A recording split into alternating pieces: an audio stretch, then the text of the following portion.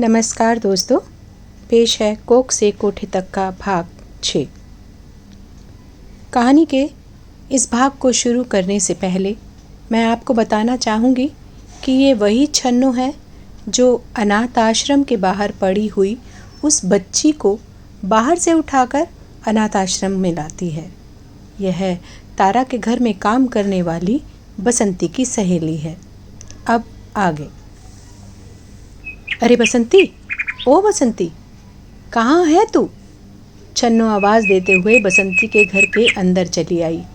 वहाँ उसे ना पाकर बाहर सर्वेंट क्वार्टर के पीछे आवाज़ लगाती चली गई, क्योंकि बहुत बार बसंती उसे वहीं कपड़े सुखाते हुए मिल जाती थी और आज भी ऐसा ही हुआ।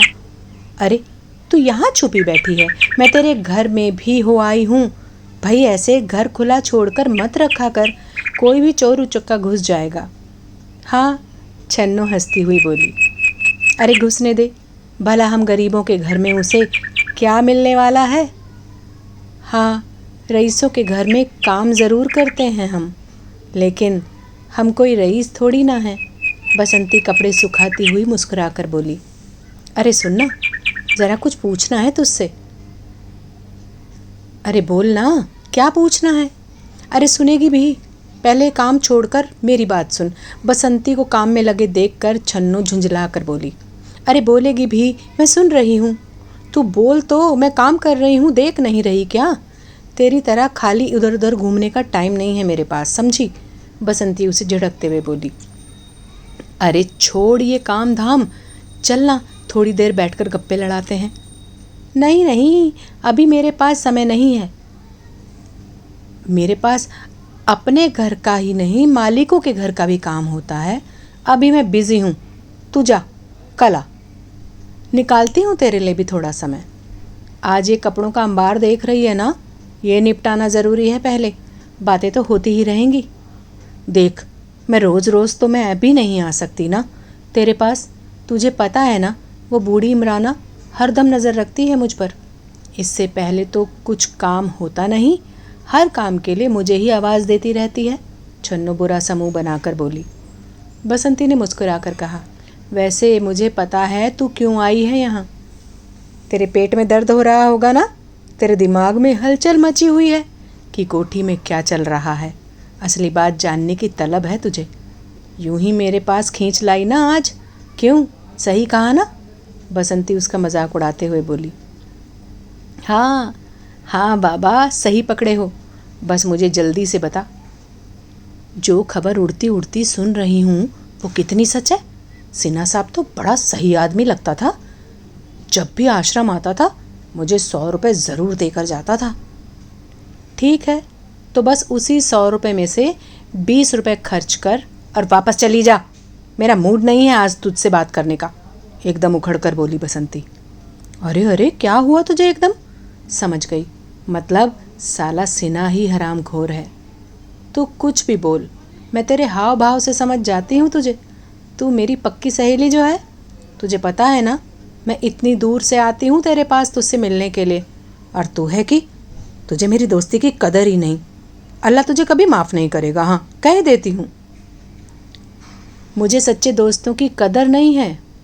मुझे रहने दे, जब आती है मतलब से आती है तू, और अल्लाह को तो बीच में मत ही लइयो, समझी? सब जानती हूँ मैं तेरे यहाँ आने का मकसद, इतना प्यार जताने का कारण भी। चल कमरे में चल कर बैठ, आती हूँ, चाय पीते हुए बात करेंगे। बसंती उसे प्यार से झिड़कते हुए बोली। तू आ निपटा कर ये काम, मैं चाय चढ़ाती हूँ। छन्नू मटकती हुई सर्वेंट क्वार्टर की ओर बढ़ गई। कितना चस्का है इसे बातें जानने का, मुझसे सुनकर फिर भी उसमें नमक मिर्च लगाकर आगे बताएगी। बसंती मुस्कुराकर बड़बड़ाती हुई जल्दी जल्दी काम खत्म करने लगी। अरे बसंती, बता ना, क्या सच में तेरे सेठ जी ने अपनी बेटी के साथ मुँह काला किया है? वो क्या कहते हैं उसे, रेप? अच्छी तरह जानती हूँ मैं, इलाके में बहुत पहुँच है उसकी। आफत मोल ले लिया तेरी मालकिन ने। बसंती के कमरे में पैर रखते ही छन्नू ने प्रश्न किया। अरे सुस्ता तो लेने दे, देख नहीं रही थकी हुई हूँ, चैन की सांस तो लेने दे। हाँ हाँ बैठ ना, चैन की सांस भी ले ले, और ले गरम गरम चाय भी मैंने बना दी, छन्नू ने उसे चाय की प्याली पकड़ाते हुए कहा। चाय की चुस्की लेकर बसंती बोली, देख छन्नू, मैं तुझे सारी बात बताऊंगी, लेकिन अपने अल्लाह पाक की कसम उठा कि इस खबर को नमक मिर्च लगाकर कहीं नहीं फैलाएगी। जैसी बात है वैसे ही किसी दूसरे को बताएगी, क्योंकि मैं तेरी आदत से अच्छी तरह वाकिफ़ हूँ। आज तक तूने बहुत सारी झूठी खबरें भी फैलाई हैं लोगों में, लेकिन आज मेरी मालकिन को हम जैसे लोगों की ज़रूरत है, जो एक घर में दूसरे घर तक आसानी से बात को पहुंचा सकें। इस कॉलोनी की ज़्यादातर कामवालियाँ तेरे मर्द की मज़दूर यूनियन में हैं। तू एक से जो भी कहेगी वो बात अपने आप हर तरफ फैल जाएगी। उन पर जो दुख का पहाड़ टूटा है उसको हमें लोगों तक पहुंचाना होगा, ताकि उन्हें आम लोगों की सपोर्ट मिल सके। और ये सब होशियारी से करना पड़ेगा, क्योंकि सेठ जी के लोग भी यही काम कर रहे हैं, माँ बेटी को बदनाम करने की कोशिश। यहाँ सब बाल बच्चेदार इंसान हैं। परमात्मा ना करे किसी के भी बच्चे के साथ ऐसा हो जो सुहानी बेबी के साथ हुआ। मैं तो रोज़ ही देखती आई हूँ, तारा बीबी बहुत इज्जत करती थी मालिक की। वो एक सच्चे रूप में उनकी पत्नी का धर्म निभा रही थी, लेकिन मालिक ने अच्छा नहीं किया। बेटी बेटी होती है, चाहे अपनी जाई हो या मुंह बोली। बेटी के साथ कौन करता है ऐसा? बसंती भावुक हो गई। तो क्या तेरी मालिक ने अपनी बच्ची की इज्जत लूट ली? मतलब वह सब कुछ हो गया? छन्नू उतावली थी सब जानने के लिए। छन्नू, बसंती ने उसे जोर से डांट कर चुप करा दिया।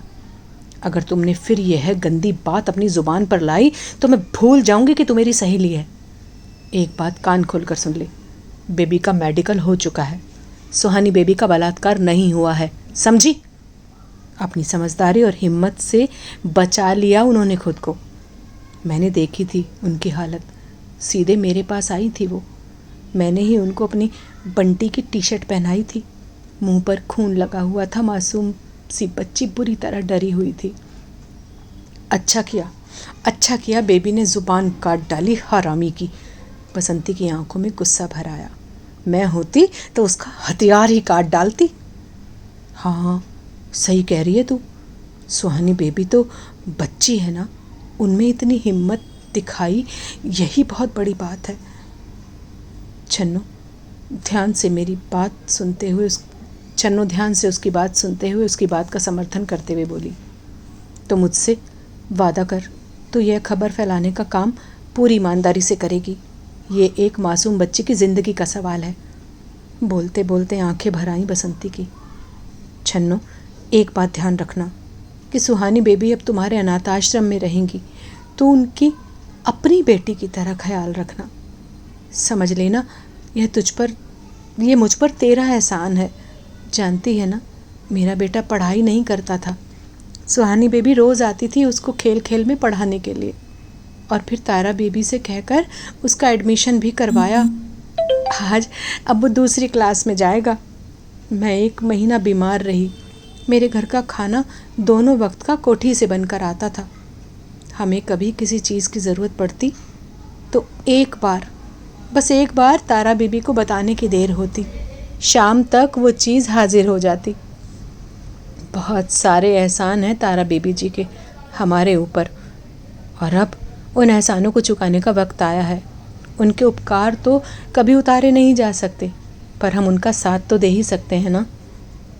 हाँ, सही कह रही है तू बसंती। हम गरीबों के पास ईमानदारी और वफादारी ही तो है देने के लिए, और वो अब उसको ही देते हैं जो उसके लायक होता है। अमीर तो बहुत हैं दुनिया में, मगर दिल से अमीर और दयावान होना सबके बस की बात नहीं। सही कह रही है तू। तुझे मेरी दोस्ती की कसम छन्नू, तू सुहानी बिटिया का ख्याल बिल्कुल अपने बच्चे की तरह करेगी, उस पर कोई आँच नहीं आने देगी। तू चिंता मत कर बसंती, मैं अपनी जान पर खेलकर भी इस बात को नीची नहीं होने दूंगी। जान देने की ज़रूरत पड़ी तो बस हरदम उनको अपनी मेहरबानी में जान देने की ज़रूरत नहीं पड़ेगी छन्नू। बस तू हरदम उनको अपनी निगरानी में रखना और प्यार देना बस। बढ़िया भागी बेबी है, अब बड़ी अभागी बच्ची है, बचपन से इतने कष्ट झेल रही है। जानती हूँ पहली बार मैं ही बचा कर लाई थी बरसात में बाहर के कुत्तों से, लेकिन अफसोस घर के भेड़िए ने उसके नाजुक जिस्म को नोचने की कोशिश की। छन्नू की आवाज़ में गुस्सा भर गया। कल तारा बीबी को अरेस्ट कर लिया जाएगा शायद, और कल ही सुहानी बेबी आश्रम में शिफ्ट हो जाएंगी। आधी खोटी तो पहले ही सील कर दिया गया था। अब बीबी भी नहीं रहेंगी तो क्या करेंगे हम इतनी बड़ी कोठी में। देखो कितना लंबा केस चलता है, क्या होता है क्या नहीं होता कुछ नहीं पता। अगले दिन सुबोध सिन्हा पर जानलेवा हमला करने की कोशिश में धारा 302-304 के तहत ताराजान को गिरफ्तार कर लिया गया और 10 दिन के रिमांड पर भेज दिया गया। अजीज़ आलम तारा का केस अपने हाथ में ले लिया था। अजीज़ तारा से मिलने जेल पहुंचा। तारा सिर झुकाए बैठी थी। अदा कैसी हो? तारा ने अपनी झुकी हुई नज़रें ऊपर उठाईं और अजीज़ को देखा। अदा तो बरसों पहले मर चुकी है अजीज़, क्यों याद करते हो उसे अब तक? भूल जाओ, क्योंकि अब अदा के जिस्म में रहने वाली इस तारा की ज़िंदगी का भी कोई पता नहीं। एक ही जीवन में 2 बार मरते देखा है तुमने किसी को? तारा की आवाज़ में मायूसी साफ झलक रही थी। नहीं तारा, ऐसा नहीं कहते। मैं अदा को तो नहीं बचा पाया, लेकिन तारा को कुछ नहीं होने दूंगा, वादा करता हूँ। अगर तुम्हें बाइज्जत बरी नहीं करवा पाया तो अपनी इस वकील की डिग्री को तुम्हारे ही साथ दफन कर दूंगा। एड़ी चोटी का जोर लगा दूंगा तुमको बचाने के लिए, लेकिन तुम्हें कुछ नहीं होने दूंगा तारा, भरोसा करो मुझ पर। मेरी ज़िंदगी में बस एक तुम ही बचे हो जिस पर मैं खुद से ज़्यादा भरोसा करती हूँ। तारा आंखों में आंसू भरकर बोली। अजीज़, मुझे अपनी नहीं सुहानी की चिंता है। क्या होगा मेरे बाद मेरी बच्ची का? कैसी बात कर रही हो तारा? तुम्हें कुछ नहीं होगा। एक तरफ तुम मुझ पर भरोसा भी करती हो और दूसरी तरफ इस तरह की बातें भी कर रही हो। क्या करूं? माँ हूं ना मैं, अपनी बेटी की फिक्र तो होगी ही ना। जो हालात चल रहे हैं उनको नज़रअंदाज भी तो नहीं किया जा सकता ना अजीज़। अजीज़ की आंखों में गुस्सा था और इस बार सुबोध को बर्बाद करने का जुनून था। वो अभी तक इसलिए चुप रहा क्योंकि तारा ने उसे अपनी कसम देकर कहा था कि अजीज़, मेरे साथ जो कुछ भी हुआ, मैं नहीं चाहती वो तुम्हारी बहनों के साथ भी हो, और तुम अभी ठीक से अपने पैरों पर भी नहीं खड़े हो। तुम उन जालिमों के आगे कुछ भी नहीं हो जो उनसे टक्कर ले सको। मैं नहीं चाहती मुझे सपोर्ट करने के कारण तुम्हारा परिवार, तुम्हारी दोनों बहनें किसी मुसीबत में पड़ जाएं। तुम्हें मेरे प्यार का वास्ता, दूर हो जाओ मुझसे हमेशा के लिए। ज़िंदगी में किसी मोड़ पर अगर मुझे तुम्हारी जब बहुत ज़रूरत पड़ेगी तो मैं तुमको खुद फ़ोन करूँगी। अभी अपनी वकालत की पढ़ाई पूरी करो और उतने ही पावरफुल बनो जितना पावरफुल सिन्हा है। ये आखिरी मुलाकात थी अदा और अजीज़ की। मुकुल ने धोखे से अदा को अगवा किया और अपने दोस्तों के साथ मिलकर उसकी इज्जत के साथ खिलवाड़ किया। और यही नहीं, अजीज़ की दोनों बहनों को उठवा लेने की धमकी देकर अदा को उसका मुंह बंद करने के लिए मजबूर कर दिया। उसे और टॉर्चर करने के लिए उसकी वीडियोज़ और फ़ोटोज़ अपने पास रख ली ताकि उसे बार बार ब्लैकमेल कर सके। अदा ने पुलिस कंप्लेंट करने की बहुत कोशिश की, लेकिन उसके बलात्कार की रिपोर्ट भी दर्ज नहीं की गई क्योंकि उसके पीछे सपोर्ट था सुबोध सिन्हा का। वो अपने भतीजे को साफ साफ बचाकर निकाल ले गया था। उसने तारा को समाज में बदचलन घोषित कर दिया और मुकुल ने अदा को बतौर तोहफ़ा अपने चाचा को सौंप दिया। तभी से तारा सुबोध की बंधक बनकर उसकी रखैल की ज़िंदगी जीने को मजबूर हो गई। अजीज़ जानता था कि अदा खुद बदनामी की आग में जलकर भस्म हो गई, लेकिन अजीज़ और उसके परिवार पर उसने कभी आँच नहीं आने दी। उसने अपनी पहचान हमेशा के लिए मिटा दी और अदा को अजीज़ के सीने में हमेशा के लिए दफन कर दिया। लड़ते लड़ते हार चुकी थी अदा और मरकर तारा के नाम से खुद को सुबोध सिन्हा की रखैल के रूप में स्वीकार कर लिया। समाज में कदम कदम पर बैठे गिद्धों से खुद को बचाने के लिए तारा ने सरेंडर कर दिया। क्रमशः इस कहानी का अगला भाग जल्द ही पेश होगा। कृपया मेरे साथ बने रहने के लिए इस चैनल को सब्सक्राइब करें।